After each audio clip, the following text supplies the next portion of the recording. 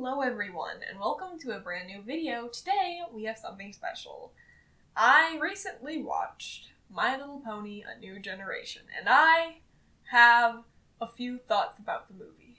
This video is probably going to be a little bit disjointed, as I'm just going to be rambling about everything that I thought, and what I like, and what I hope will continue or be added in the series. So, basically, the first thing that I really want to talk about as an artist is the art style of the movie and the new generation. I love it. I think it looks really cute. I think it's a cool direction that they took to set it apart from Friendship is Magic. I think they went with another two-dimensional style. There would be a lot of comparisons, but it's kind of hard to compare something so separate. I mean, people are going to compare them anyway, so you might as well give yourself as much as you can to separate it. What I dislike about the style is it's so hard to replicate.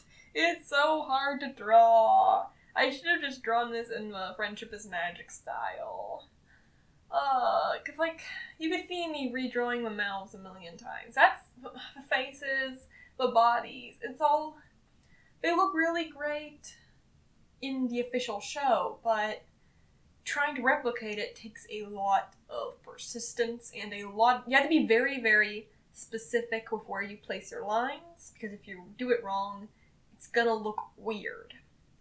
The worst thing is you can't really, if you're trying to emulate the style, you can't do that unless you have, Blender or something that you can create 3D models in, and in that case, you would need to then know how to use the program and want to put that much time into it, which I do not have.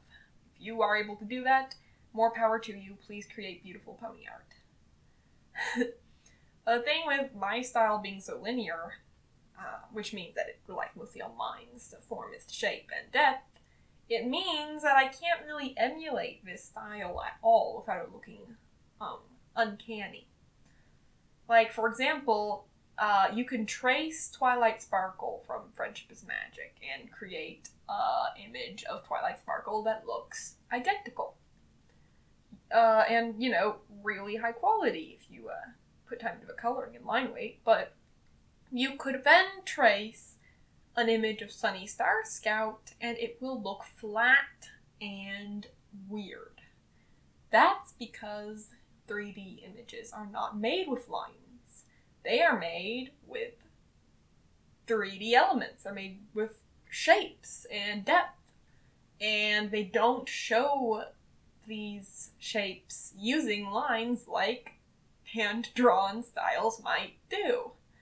Which means that if I am trying to replicate these characters, I can't just copy the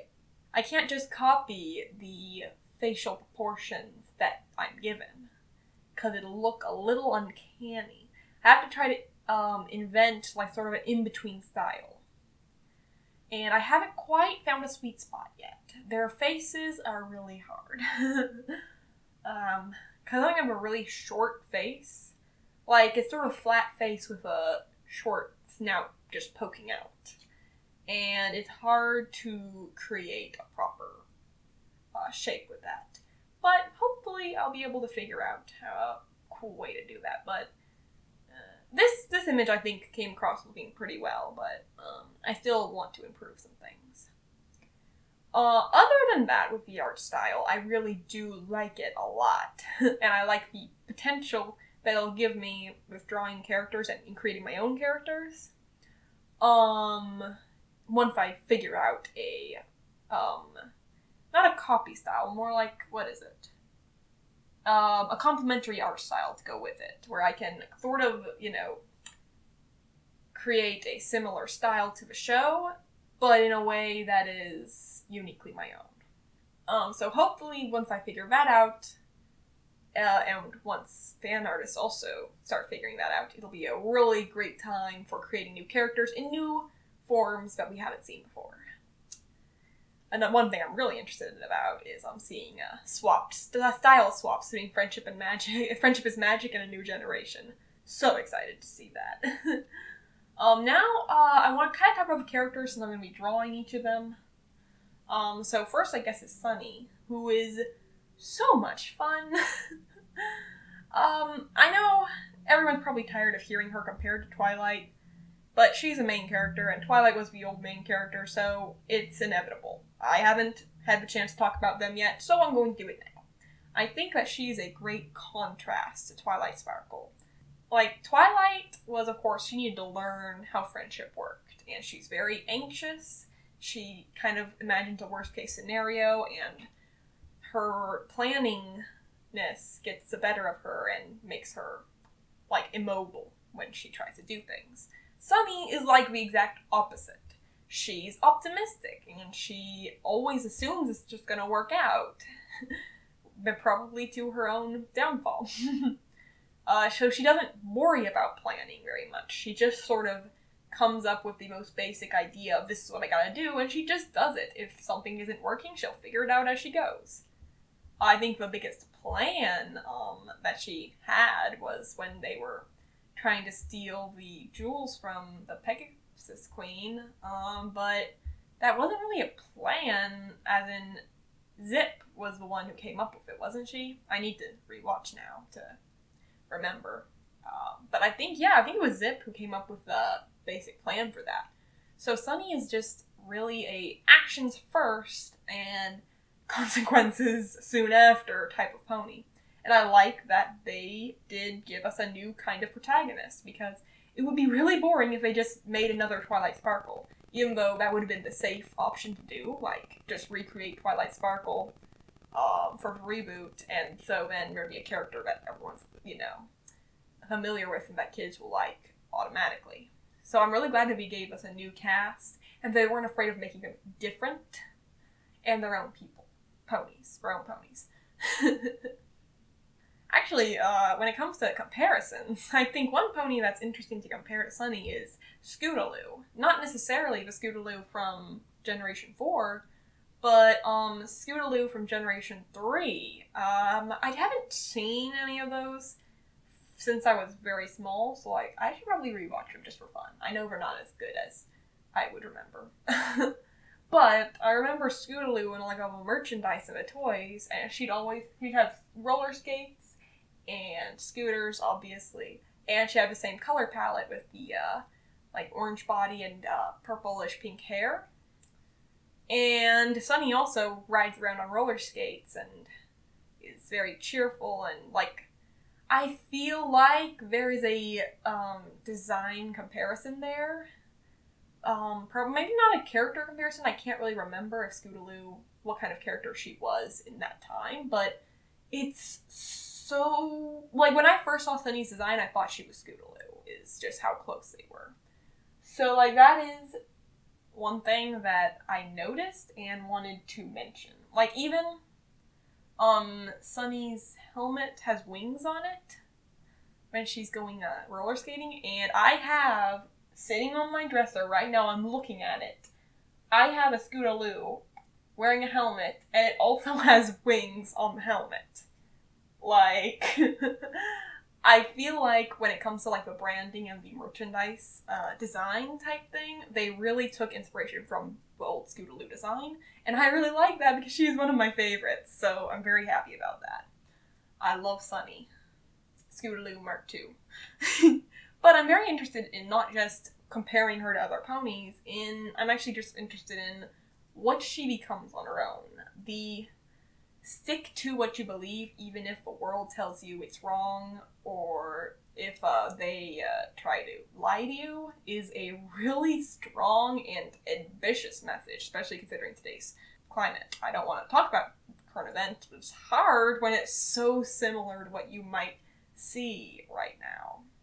There's a lot of instances at the moment where you have to stay true to what you believe, even when you might get serious backlash for it. That could lose you all your friends, could lose your reputation, it could lose your job, all that. And we see it with Sunny. She's been excluded from the community. Even her own best friend Hitch is like, if you keep this up, we can't be friends anymore, kind of thing. And she risks it all because she wants to live a life of love and friendship rather than a life of fear. And that is such a strong message to give kids, to stand up for what's right even when nobody else believes in you and believes in it. And even when they make you up to be the bad guy. It's insane, but it's awesome, and I can't believe they did it. It makes me so happy. Because, like, kids need to learn to stand up for what they believe in and not just go with the crowd. Like, friendship is magic, you know, it's agreed and assumed that people are going to be friends. And it's, you know, why wouldn't they? And so a world where the main character is an outcast because she believes in peace of all things is just so ambitious, and like, I cannot believe they did that. And I'm so glad they did that, because literally speaking a message of peace can sometimes get you in a lot more trouble than if you just join the crowd and being mean to each other. I love Sunny because of this. She's like already such a great role model. Even when things are against her, she's cheerful and optimistic. You know, obviously when, you know, things are horrible, she feels emotions and, you know, is upset, but that makes her, I was about to say makes her human, but she's not human, but you know what I mean. It makes her a person, a pony. So she's not one note, but she is optimistic until the point where she can't see any possible way. Even, like, she will be the first to start believing and the last to stop believing. And I love that so much. She's such a strong role model, and I love her. We need more good role models for kids, and I am so hyped about Sunny. And, like, I like her connection to history and parts of history that in the past her own people have tried to hide from her or tried to ignore because they don't want to accept the truth. And so the truth is out there type thing. We're learning history not just because you want to learn. Like, Twilight learned history because she liked learning, which is awesome and good. You should definitely be teaching kids to learn for the sake of knowledge. But Sunny learns history for the sake of applying that in her life. And I think that's awesome. But now we're moving on to Hitch, who I love. He's the first main male character in My Little Pony who's a pony. Like, part of a main cast. I mean, I think so, yeah. I don't think in 1 through 3 there were main male ponies. And correct me if I'm wrong, though. I'd love to hear about them if they are. But, like, that is a great step, because obviously boys like My Little Ponies. Boys like the show, and they like the characters. I don't think it would be fair to acknowledge how so many of the fans are male, and not include at least one main male character. And we have Hitch now, who is such a great, I think he's a good, you know, maybe not necessarily, yeah, he is a pretty good role model. Like, he is a guy who hangs out now with this group of girls, but of course they're not his only friends or compatriots. He also has his animal friends, and I guess he has Sprout in a certain way. I would like to see Sprout and Hitch being friends in the show, with Hitch trying to encourage Sprout to be better, while Sprout, who sees Hitch as perfect and really resents him for that, will just, you know, kind of resent Hitch, even when Hitch, you know, is a good friend to him. I would like to see that kind of conflict, but I like that they're now accepting that, yeah, boys like the show, and it's okay to like the show, and it's okay for boys and girls to hang out and all that kind of stuff. But, like, I like Hitch so much. He's fun. They could have made him the stereotypical, oh, the boy is dumb, like you do in most girl shows where the main male character in the group is the punching bag. And, like, he's not... He sometimes lets his gusto get in the way of thinking things through or realizing what's going on. But, like, he doesn't have much emotional awareness, even though he has a lot of, like, spatial awareness and, you know, situation awareness.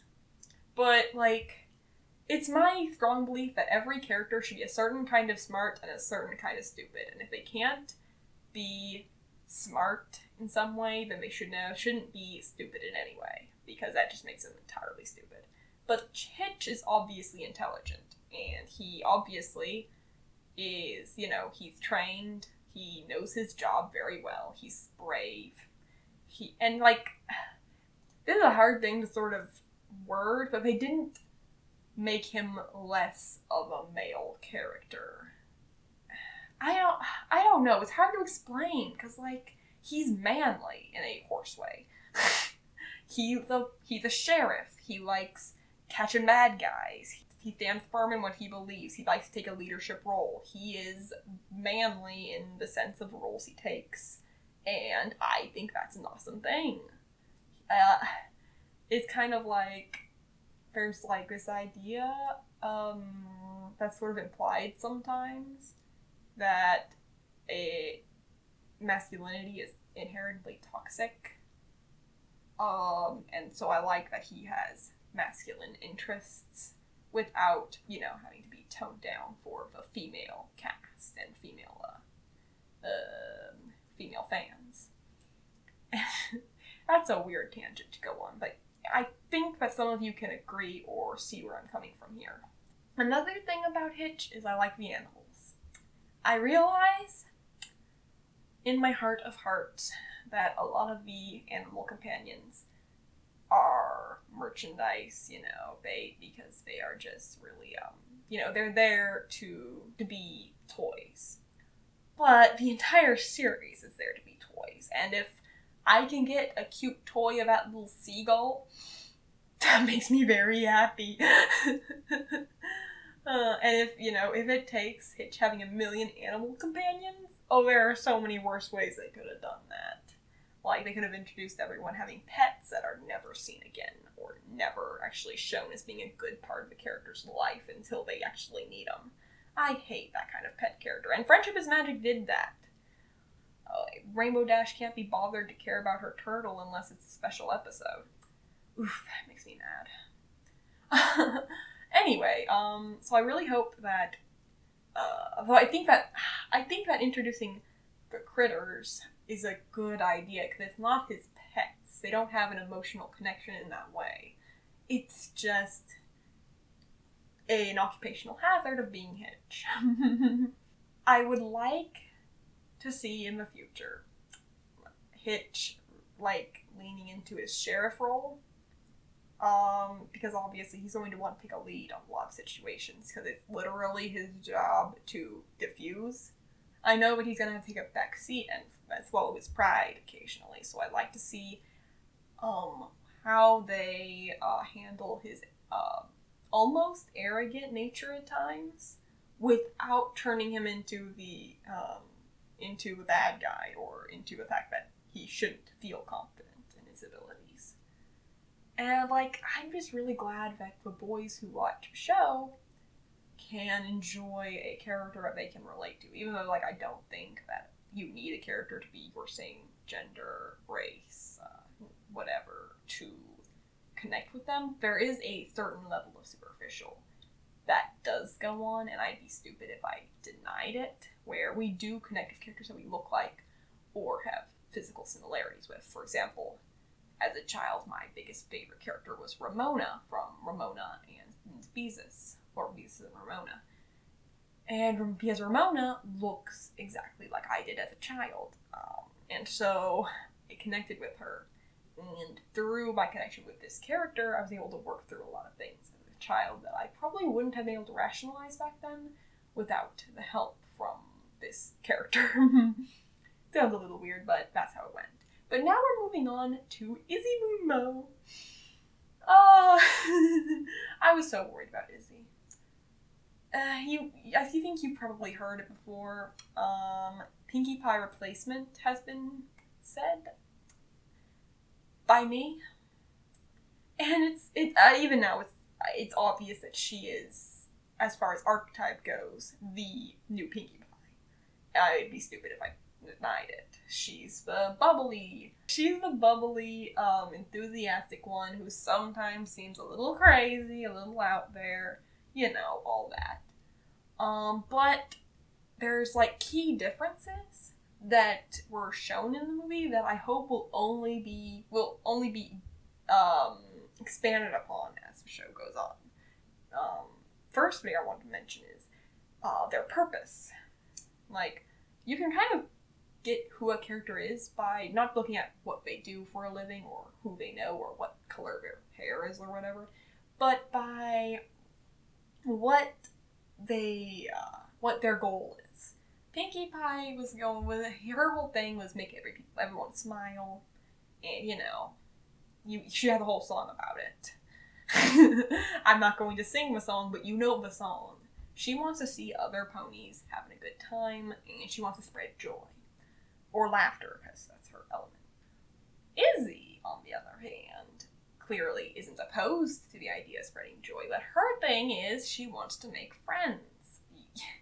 There's this one part that I haven't seen too many people talk about, where, I mean, because it's right before probably one of the most iconic songs in the movie, where they visit Izzy's cottage, which is adorable, and I know they're going to make a really cute toy about it, and I think it's going to be adorable. But anyway, she shows them her little tea table that mechanically opens with all the teacups and everything. She shows them that, and she says, I've never gotten to use this with real ponies before, or something like that. I've never used this with friends before, basically.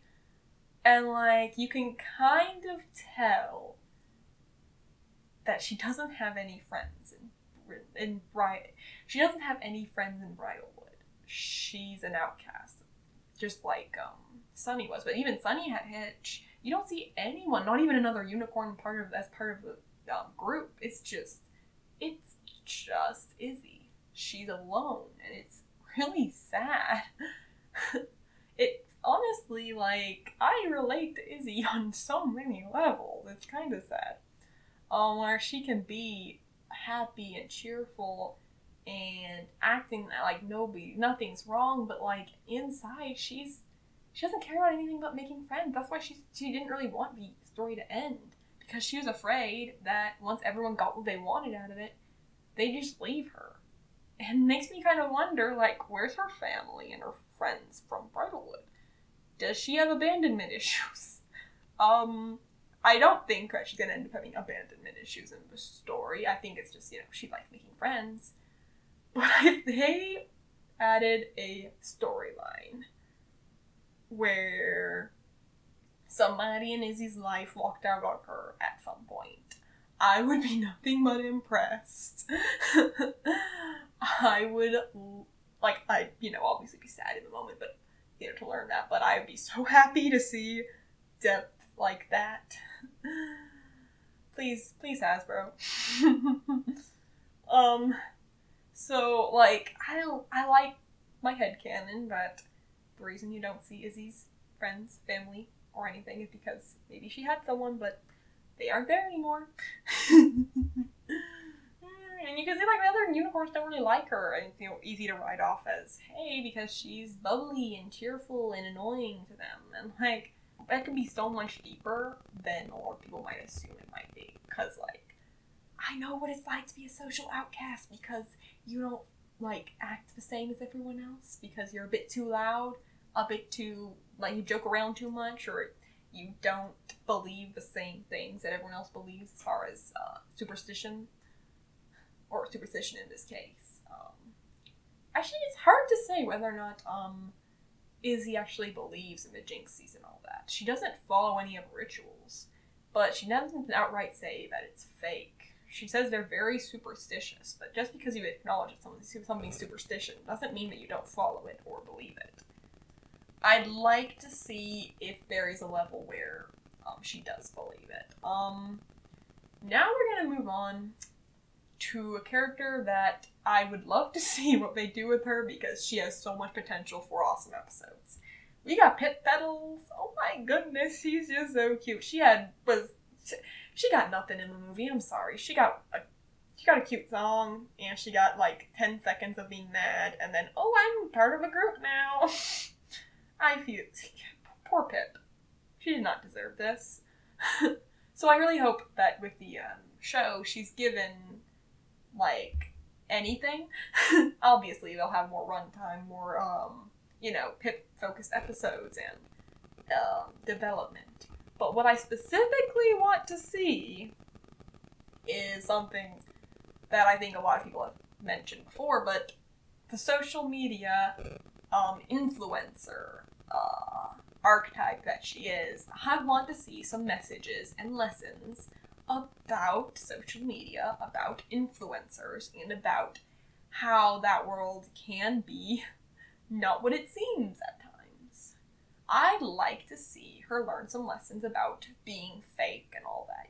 Fake in the terms of, lying about small things or making your life seem a lot better than it actually is for views to show off how perfect you are. Or generally online safety is something that might sound a little bit why? But it's kind of a big thing. So many kids have access to the internet and not a lot of them know how to stay safe online. Kids literally giving out their address and full names to people they don't know. It happens. I literally had kids messaging me their information, and I'm just like, you like my artwork? This is a one-sided relationship, please. And I think it would be important to it might be really horrifying, but to have Pip, sharing her life, everything that happens that she thinks is mildly entertaining, she'll stream for content. So what if she streams things that are private or that should not be shown? Obviously, she's already done that in the movie, showing Izzy and showing Sunny before her mother even gave her permission to do so. What if she did something with more consequences without even realizing it or stopping to think about it, showing something private that belongs about Queen Haven or about Zip, or embarrassing them, and that wouldn't really have the horrifying message of, if you show your information online, someone could come and try to kidnap you or something. But it might be there are consequences and you have to think what might happen if I post this. I think that would be an awesome episode, and I really, really hope they don't waste the opportunity for it. And then the other things I want to see, she has so many moral opportunities, because there's a whole influencer culture where kids, they're being raised, and a lot of kids whose parents aren't as diligent are being raised by influencers, basically just set in front of a phone and told, yeah, enjoy that. So they're learning a lot of their lessons and from people who may or may not be good people. Just depends on who the luck of a draw gives them. Anyone can pick up a phone and take a selfie, and all you have to do is be pretty in order to get a following. And sometimes someone's only credentials are being pretty. So what if we had an episode about how influencers aren't always the best role models? This might be hard because Pip herself is the big influencer.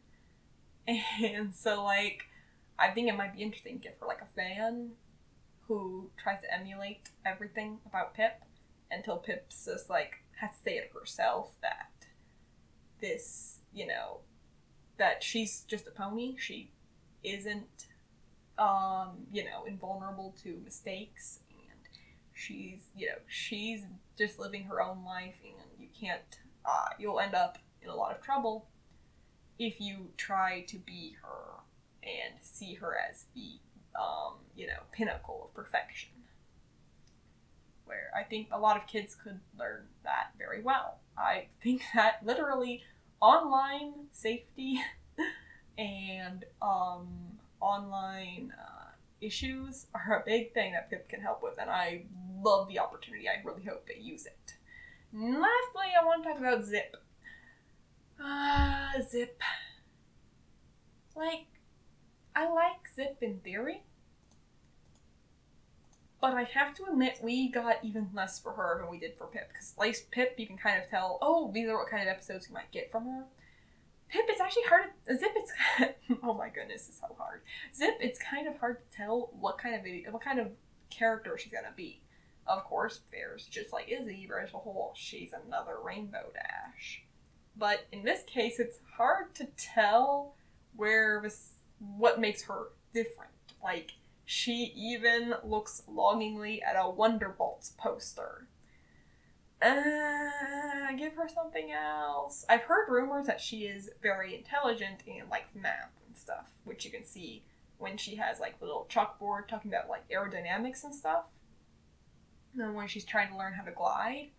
But it's connected to her flying aspiration, which is like, I don't see any real difference with Rainbow Dash, except she's a little more chill. Like, Rainbow Dash is very confrontational and stuff. With Zip is more laid back and relaxed, where you can kind of just tell how they talk.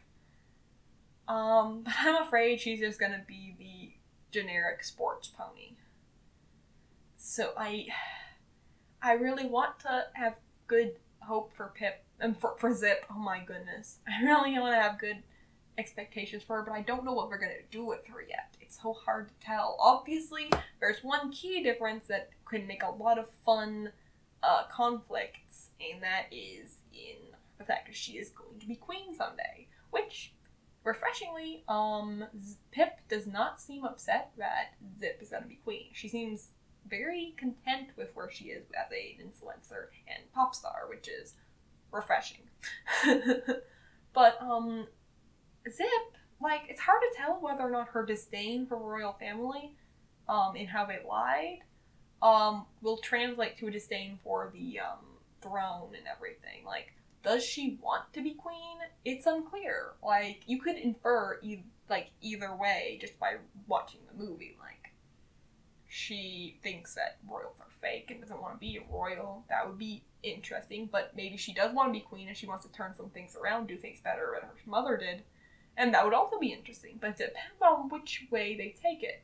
It could, I think something that would be really interesting if we started it one way with Zip doesn't want to be queen. She wants to do her own thing, and she thinks that, royal life is a bore. She hates all that. But then something happens, some, big event and all that, wonderful episode, where she comes to realize that she's been given a great opportunity. She's been born into an opportunity where she can seriously change the world, and she can have a huge impact on others, and she can do great things, and she would be wasting it if she just gave it up because she thought it was boring, and that this opportunity is also a responsibility. I think that would be awesome if she, if we talked about the real responsibilities of leading. Like her mother said, this crown is heavier than it looks. I think that maybe Zip sees ruling as just parties and making a show for everyone else, and maybe that's the way that Haven did things, but now they're in a brand new world of everyone being there, everyone being friends, and they have to deal with a lot of issues and work past a lot of things. So I would like to see Zip see the big importance of leadership and strong, good leadership, and wanting to be that kind of queen, and wanting to take on that leadership later, even though she originally turns away from the idea. I would love to see that, although that's speculation at this point. Pretty much everything I've said is speculation so far, but that's what these kind of videos are about. You know this at this point. My biggest worries with the series, I feel like I should mention what I might be worried or concerned about, might be, like, literally, I've seen other Netflix shows. Netflix shows, in my experience with the ones I've seen, start out pretty good until the fandom gets a hold of them and have their own ideas. And then for some reason, Netflix sort of just bows down to those ideas for better or worse, usually for worse. I would like to bring to the stand Voltron Legendary Defender. I don't think I need to say anything else. If you don't know, you don't want to know. But if you know, you know. I would rather, like, I like the show to be lighthearted, but still have overarching plots and, drama elements. And I really, really, really, really, really don't want the drama to leave the screen. But I know a lot of fans. I'm looking at the fans right now, and if you are a fan, like myself, please know that your opinions are just opinions. And no matter how it we think, we do not control a TV show, and literally the TV show is not more important than the mental health and safety of the people working on it, so please keep that in mind. But I really am afraid that the fans are going to decide that they have more reign on this show than they do. And that Netflix, being Netflix, will, rather than just ignore them, will try to bend down to them. And they're not going to do the things that the fans tell them. They're going to try to approximate what the fans tell them, making the fans upset that they weren't followed word for word, and making fans who mind their own business and like the show as it is upset because the creators followed the most toxic part of the community. So I would just really, really, really, really like everyone to be chill when the show comes. Please voice your opinions, they deserve to be known. But if you threaten people, if you act like a jerk to people, and if you harass other members of the fandom for having different opinions or headcanons than you, I will stab you in the eye with a pencil. I don't know where you are, but I will find you. That pencil is coming. I'm sorry. Whenever something new starts, I get worried.